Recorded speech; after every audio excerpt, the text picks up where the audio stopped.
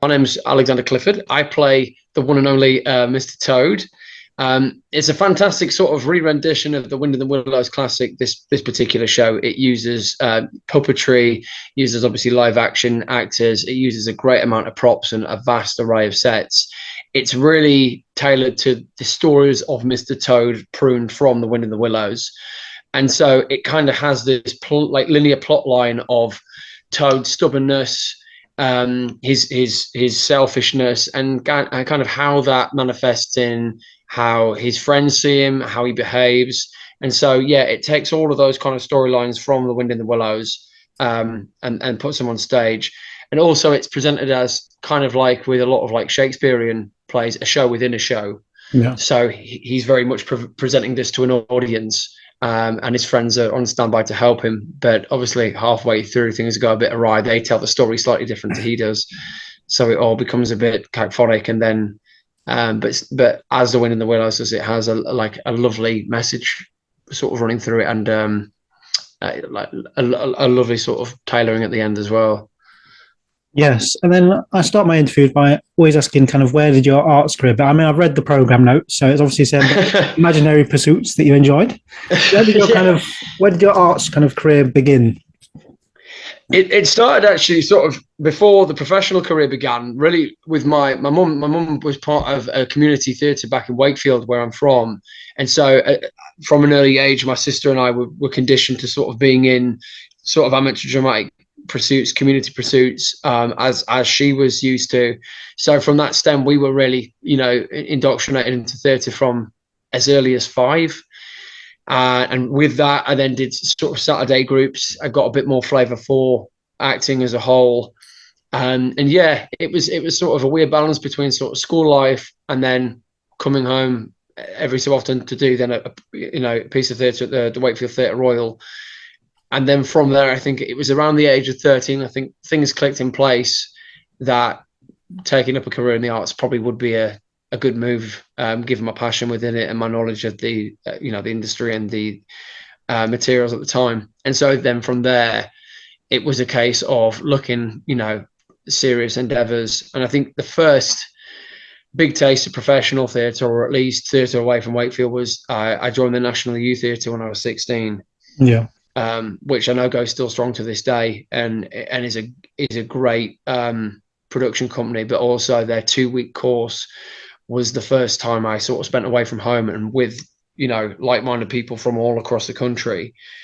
And funnily enough, that resides in Greenwich, where we'll be at the weekend. So it's kind of like history is repeating itself in terms of where I'm ending up. But yeah, that was my first kind of massive taste into theatre as a whole, and especially devising and improvising as well.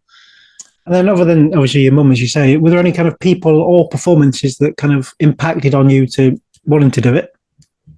Yeah, I remember a long time ago seeing a really good production while I was training, actually, because it was during my second year. I think existentially, my head was all over the place, and I still hadn't had a full grasp of what kind of performer I think I wanted to be. And something really consolidated that was, I saw Henry Goodman, the great actor Henry Goodman, play Arturo Ui in the Brechtian Resistible Rise of Arturo Ui, and that really sort of episodic style, wacky style theatre. And I think just capturing the essence of his performance and looking at the way that show was, presented, it gave me a great insight that there are certain styles of absurd theatre out there that probably would suit me more. Trying to think as well as earlier examples of like great theatre that I saw. I saw a lot of the Wakefield Theatre actually while I was still performing there. A lot, especially because he's now the patron of Wakefield Theatre. I think my early years saw a lot of John Godber actually as a kid. Yeah. And then again with uni, Shakespeare, and I've had the pleasure of seeing some brilliant actors I saw recently, and he's always been an inspiration for me. Ian McKellen in Henry IV Part 1 and 2. And I think from an early age, I watched a lot of his classes and the John Barton series that was on in the 80s, the old VHS tapes. So yeah, they really gave me a sense of like repertory and just being as pliable and as versatile and as responsive to theatre as possible. So yeah, they were kind of like my early pulls into theatre. Yes, and on to Mr. Toad, where you are now. What kind of drew you first to this role? So, in terms of the actual the devices used in terms of puppetry, I've had various experiences with different styles of puppetry in the past. I work as well for a company called Jurassic Earth, which have dinosaurs. As bizarre as that sounds, and though not too many secrets revealed. There is a technique in operating those dinosaurs or working with those dinosaurs. Yeah. That's a style of puppetry in itself. But each is very unique. And I think that the appeal with Toad was being able to play with the style of puppetry. Obviously, the kind of strapped-in suit on the front, very similar to that of Timon in The Lion King. Actually, same kind of mouth and rod puppetry. And I'd seen that recently. And yeah, I think the idea to be able to manifest a larger-than-life character and try and bring something that otherwise would be inanimate to life and give it that kind of life and that bombacity was really appealing. I've also worked with Wise Owl, who obviously are producing the show on numerous occasions with their Polar Express show that they run every year, either from Birmingham, or Skipton, Bolton Abbey in Yorkshire. And of course, who better to take us on the journey of puppetry than Matt Forbes, who's obviously directed Warhorse in the West End. So the whole audition experience was a delight, really, getting to play around with that puppet, getting to give it life, getting to as well express the character just with my physicality, and then kind of attaching it to Toad, and it's just all around a wonderful experience. Yeah, and I really felt sort of gelled with the whole kind of form, which was nice. And then you kind of just said there, but how early in that process do you get to meet the puppet, as it were? So luckily on the audition day, what we were given was obviously a text songs. We came in just as we were. We got the chance to sort of express freely, play around with our own bodies, with the voices. And then once we'd kind of done those scenes, Matt then introduced us to Toad, who was sat at the back. And we started with just small movements, feeling, does the puppet feel comfortable on? Literally getting inside the shoes, and then just playing with movements, and then being given imaginary circumstances, and then literally just being given some text and see how it manifests with the voice. And then the next time was literally day one of rehearsals, and we had a 9-day rehearsal period, and through every day of that I had the puppet to hand. I think without which it would have been very difficult at any point just to have sort of slipped it on, and it felt natural. So having that long rehearsal period and having the time to just play with him was detrimental, really. So yeah, genuinely felt that I got the time to spend with him. Yeah, and obviously Wind the Willows has been around for however many 100 years, probably. I don't know how long it's been around. But how then do you go about making it your own stamp on this character? I think an aspect that helps, especially, is the tailoring, the writing, because it's Daisy Porter, who has done a phenomenal job.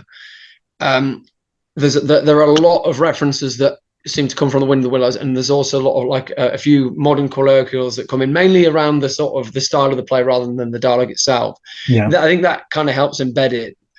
I mean, obviously, as actors, we tend to use references within our modern day lives, or historically, characters that we see, effectively portrayals of actors.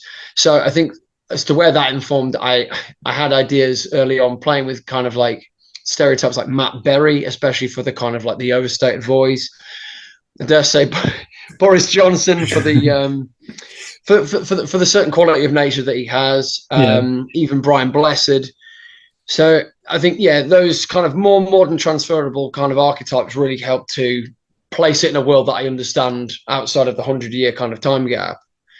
And taking it from there, then how to adapt to, the more modern mannerisms. I mean, there's a bit I can think of in the play where he tries to adopt a more modern stance, and so it was playing around with, again, fleshed out stereotypes of what that would look like if he tried to speak as if he was from the last 30 years. Yeah. So that was kind of my approach with it, really. And it's obviously quite a physically demanding role. I mean, you're not off stage much during the production. How do you then kind of prepare and kind of maintain yourself during a run? I do a lot, like genuinely, I do a decent physical warm up beforehand, and a vocal warm up with that as well. Because I think what you forget, especially when puppeteering, is because the amount of energy that is generated from the body, it can sometimes restrict the lung capacity. So therefore, the voice, as a result, does suffer. So I do a decent 15 to 20-minute physical warm up with a bit of a vocal warm up. I have a little bit of time sometimes to get in him before we go on. So I will just move the puppet, speak as much as possible, and then a decent bit of water throughout the show when I can get a chance. And then again, even though it might feel a little bit of an arduous task between, let's say, multiple performances, a little bit of a yoga, bit of a body balance, just to relax, reset, try and get my muscles as relaxed as possible. And then what's interesting, actually, the first show, especially with puppets, always feels the hardest. Yeah, I've done a few as well for Jurassic Earth, where getting in the first time and then walking around the stage going, my word, this is taxing.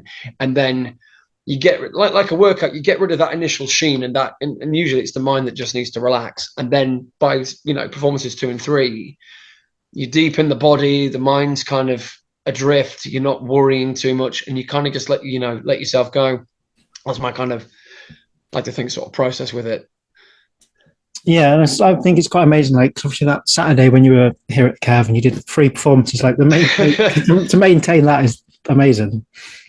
It was, I'm not going to lie, it was tough. I think again, what we relied on really heavily, which was beautiful, was I dare say it myself, I think the 3 of us have such an unconscious understanding of each other as performers. Like working with Flory and Jack, Flory respectively mainly playing Rat and Jack playing Badger. We developed such a trust in the rehearsals, and it was really nice because from a really early concept, they were already looking at the puppet like it was the puppet who was delivering everything, and I kind of became invisible.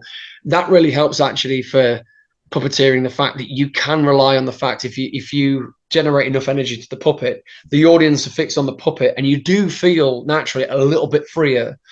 But I think by the third one, I said to the other 2, I said, I'm not going to lie, my brain's gone, but the body just kind of took over. And then afterwards, we dealt with the consequences of just, because we're like panting a bit. But it was, I think it was tough mentally to approach, but actually afterwards in hindsight, it was quite a nice adrenaline rush, really. And the audiences were brilliant, which, always helps.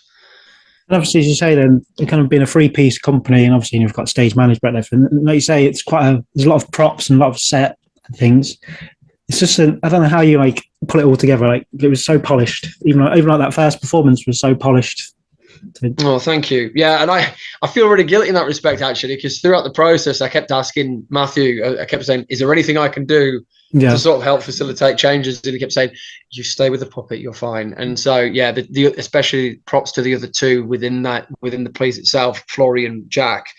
They've got a real business, not only of multiple characters, I think 4 mainly, and then as well, hand puppetry. They've also got cardboard puppetry, but then also, props, setting. They've got a lot to do. It's funny, actually, we're saying Toad manifests as the one who's got the calm, the ignorance, actually. He's completely unaware of the madness that goes on, and the other 2 take on that kind of laborious pursuit of having to fix everything for him. So it kind of works. But the set itself, the props, the design by, obviously, Wise Al and by Matt have been brilliant. And really, really helpful for just telling that wacky story. Then how do you kind of approach the different audiences? Because obviously, I mean, like I say, I've worked it, and there was schools in a couple of the performances, and that kind of brings a different atmosphere and different energy. How do you kind of approach that different energy you get from each audience? It's interesting, really. I know, because obviously the show is tailored mainly to sort of 3 to 7-year-olds. I think a lot of the ability to adapt, which sounds a little bit obvious, being able to listen quite intently to how their audiences are reading things. And again, I think having the puppet being the focus, you have to really have the awareness of the stage itself, the other actors. I mean, we're not afraid as well, as long as it's in keeping with the timing and the language, to if there was to be audience response, to throw out a few more gestures, a few more sounds, a couple of improvised lines here and there. I think what's nice about the form, and certainly through the rehearsal, is Matthew is really giving us a good scope of play, as long as it's respectful for the material. But I think the writing itself is so nice, it's so dry humoured for the adult audiences. It's so fun and colourful, and especially in the songs for the kids. I think it speaks for itself. But yeah, within that, there's a real element of play and just acknowledgement. And I do like that, especially in kids' theatre. I like the fact that the actors can be so aware of the audience, and it's not treated like there is a wall there. Especially now we've got the immersive addition of bubbles as well for the audience, and effects. So yeah, I think it's just sort of playing it by ear, but feeling free and knowing that we can interact where's necessary, and yeah, let people shout out. I think the great thing is with kids as well. What I've been really surprised at with Toad is when he's having these revelations about his behaviour, kids have either approved or denied it, and they've given me something to work off. So it's quite nice to tell kids, you do have a point in the story. Your opinion is very important, especially because a lot of it with Toad is a reflection of his behaviour. I think it's nice that people can feel involved in that. Yes, of course. And then I ask these two questions to everyone I interview. Mm-hmm. Simply, what keeps you inspired to keep performing or keep being in the arts?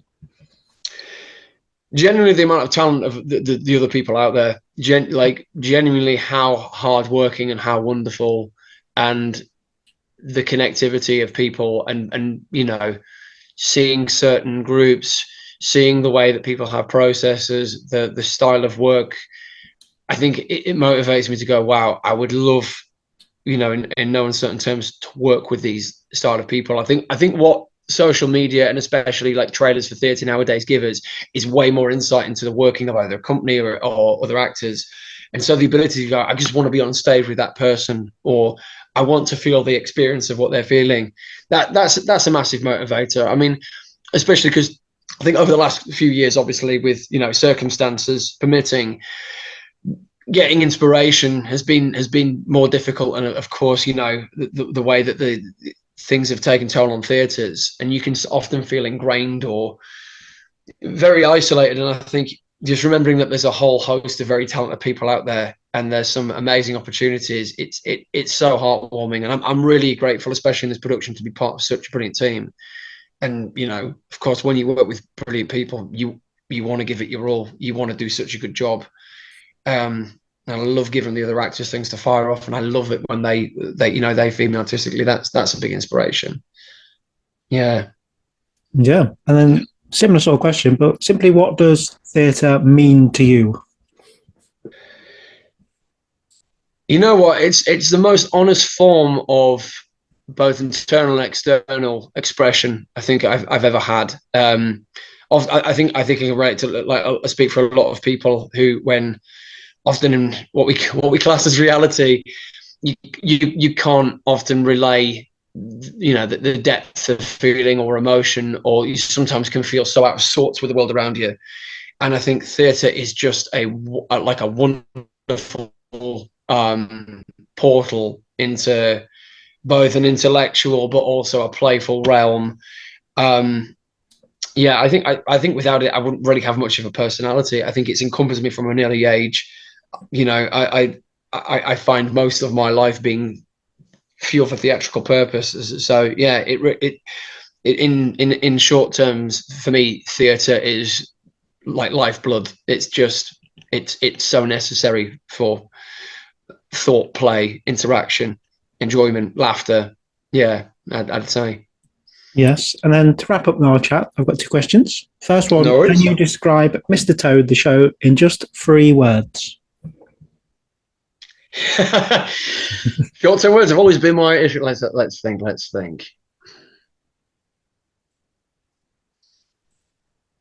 Crikey, I'm actually lost of words. So, family, friendship, theatricality. That's what I'll go with. Yeah, very, very strong. And then, and then, what do you hope an audience member takes away from seeing the production? I really hope that people who come to see this really understand the value of friendship and the appreciation for sometimes being able to stand back, reflect, to hopefully feel appreciative about, things in their own lives, to enjoy the idea of a good inner circle, or simply in no uncertain terms to just have fun and be able to think freshly and enjoyably about a modern classic.